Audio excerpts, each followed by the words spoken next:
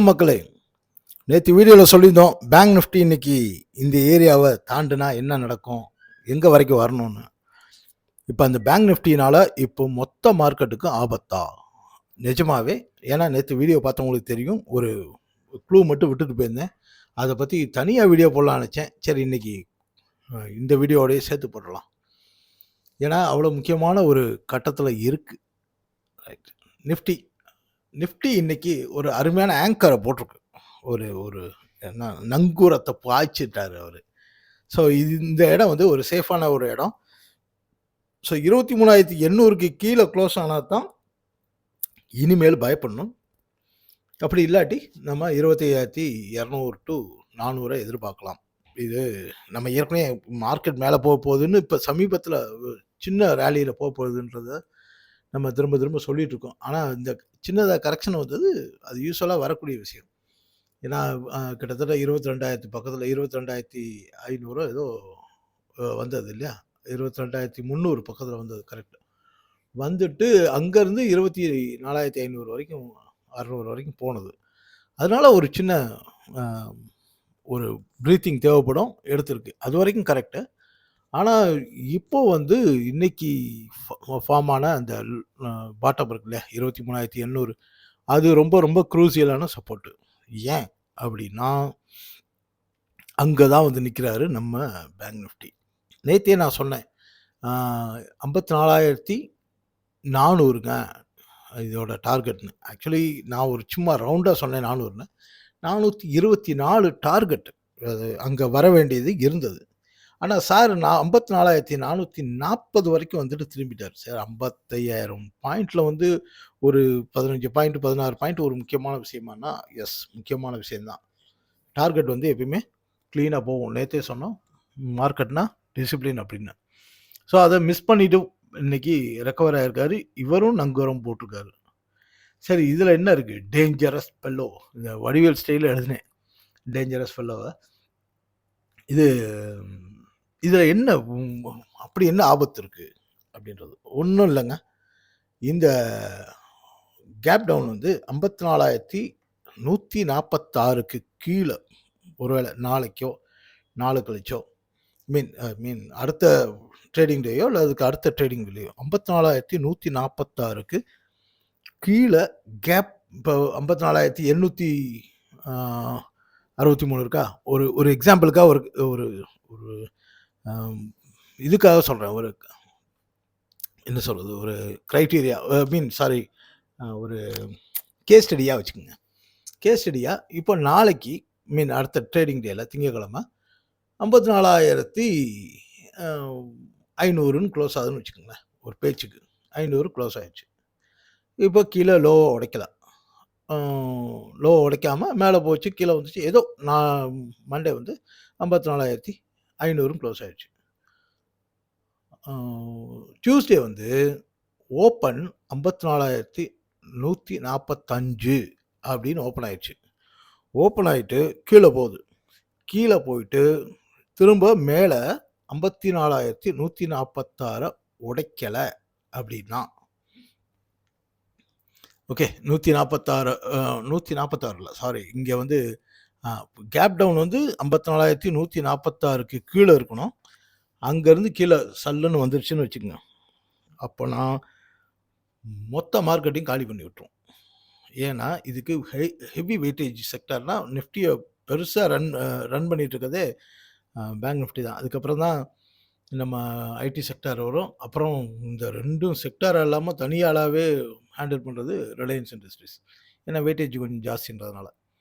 இது மோசமாக போனால் இந்த சினாரியோ இல்லை, அவ்வளோ மோசமாக போகாது அப்படின்னா, ஒருவேளை 54,145 அப்படின்னு கேப் டவுன் ஓப்பன் ஆகி திரும்ப 54,440 போய் தொட்டுட்டா அவ்வளோ பெரிய டேஞ்சரில். பட் நிச்சயமாக ஃபர்தராக கீழே ஃபால் இருக்குது.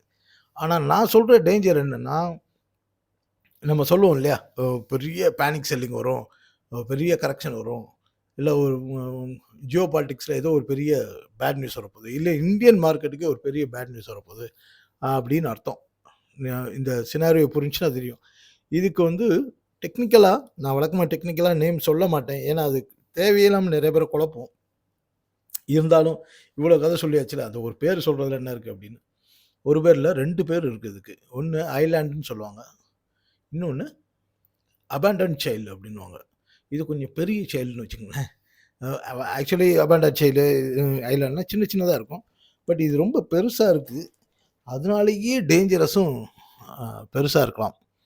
ஸோ நீங்க அந்த திங்களோ, செவ்வாயோ இந்த விஷயத்த பார்க்குறப்போ 54,146க்கு கீழ ஓப்பன் ஆயிடுச்சுன்னா, கண்ண மூடிட்டு என்னென்ன வச்சிருக்கீங்களோ ஸ்டாப் லாஸ் போட்டுக்கங்க.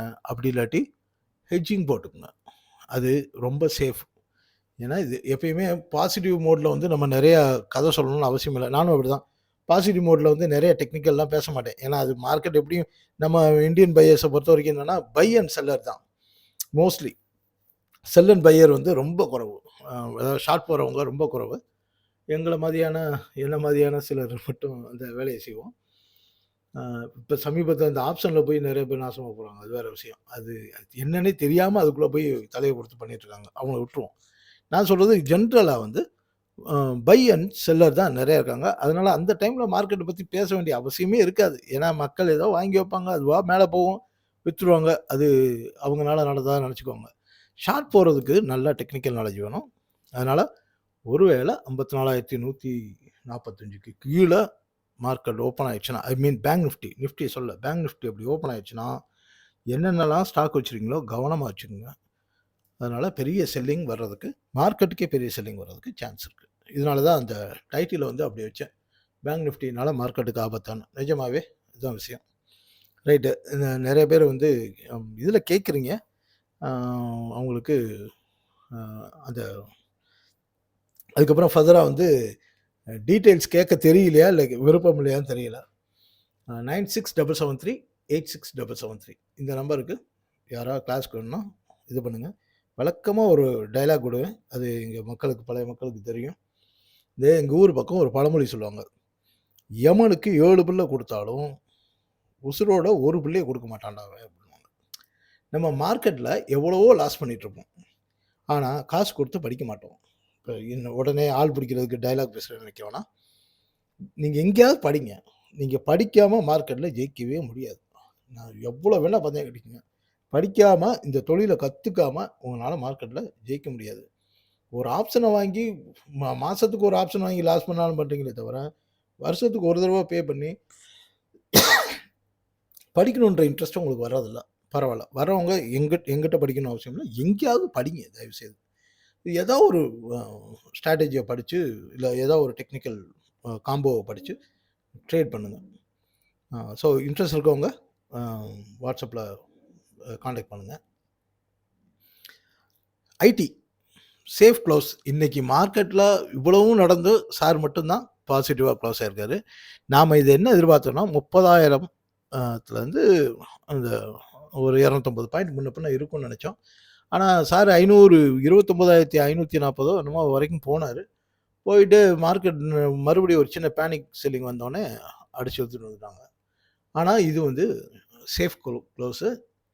இதுக்கு பெரிய இந்த மாசம் க்ளோசிங் பேட்டர்ன் பார்க்குறப்போ, அடுத்த மாசம் பாசிட்டிவா போறதுக்கு சான்ஸ் இருக்கு. இந்த ஒரே ஒரு செக்டார் தான். இந்த செக்டாரும் ஃபார்மா செக்டாரும் தான்.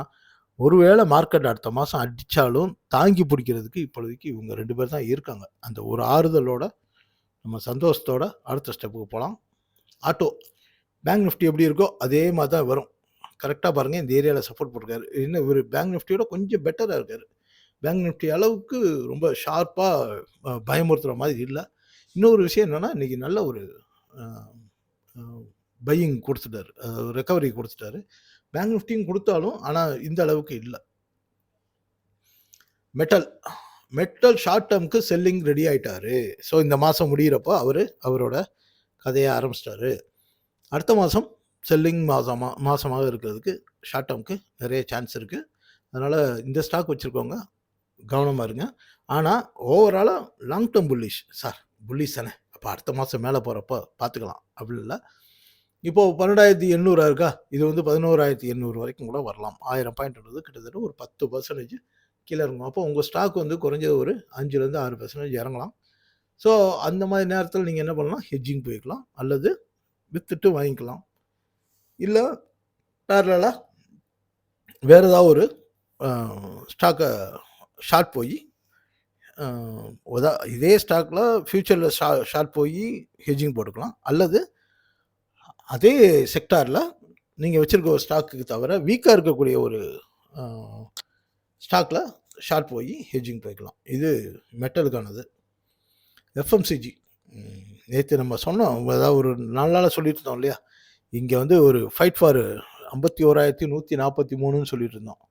நேற்று மேலே போயிட்டாரு. அதனால் நான் என்னென்னா, முடிஞ்சால் அந்த மேலே அதை தொட்டு பாரியா, அதுக்கு மேலே க்ளோஸ் பண்ணி பாரியா அப்படின்னு ஒரு சவால் விட்டுருந்தோம்ல.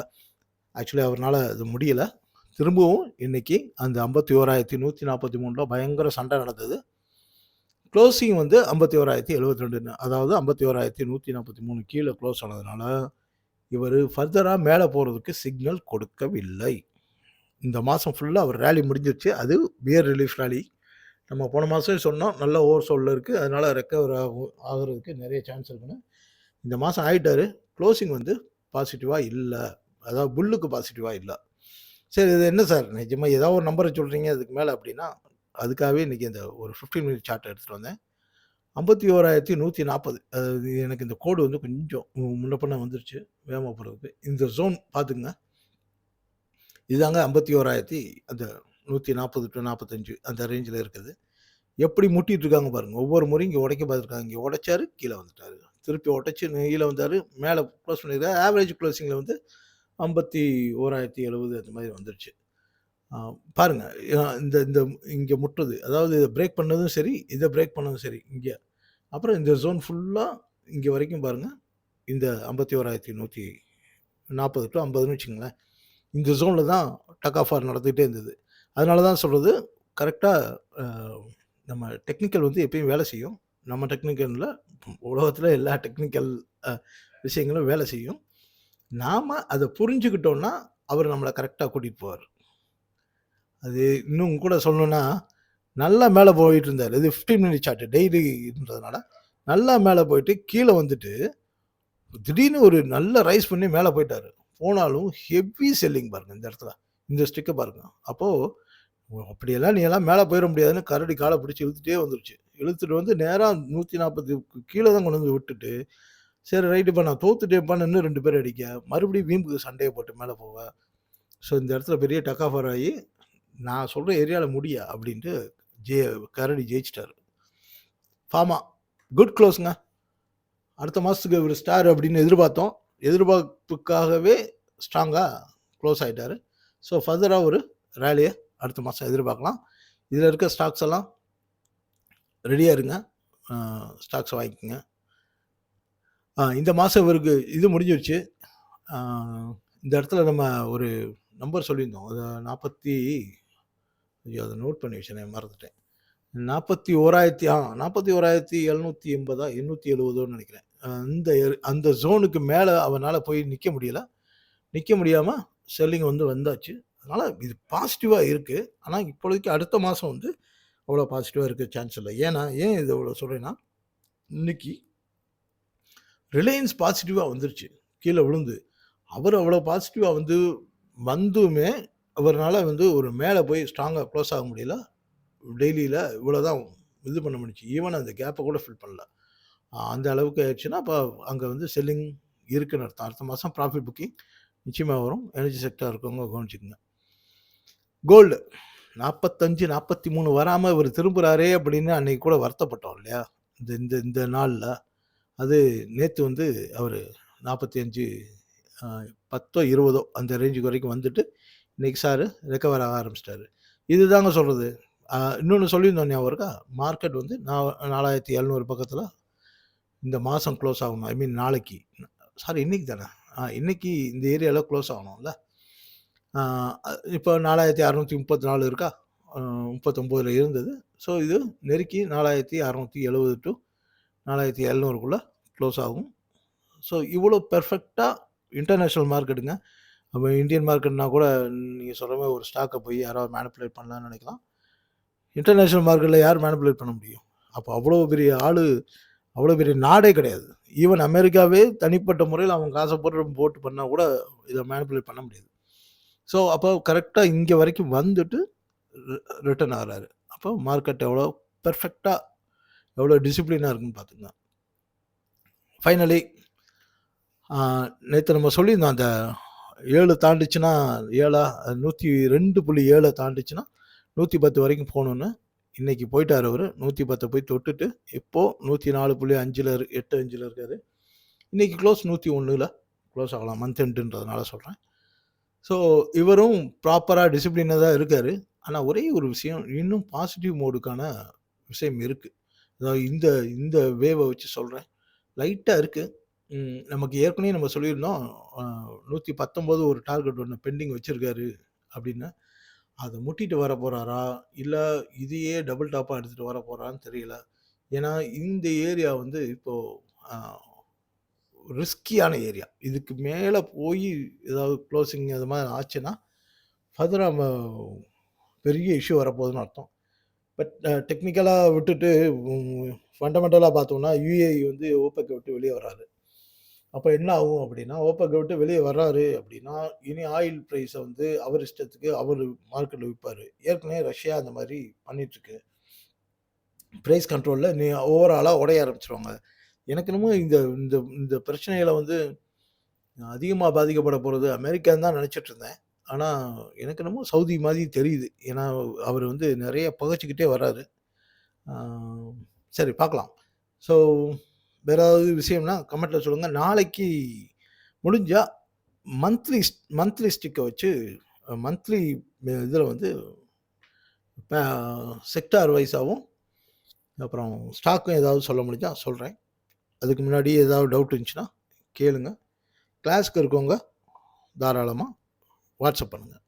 நன்றி, வணக்கம் மக்களே!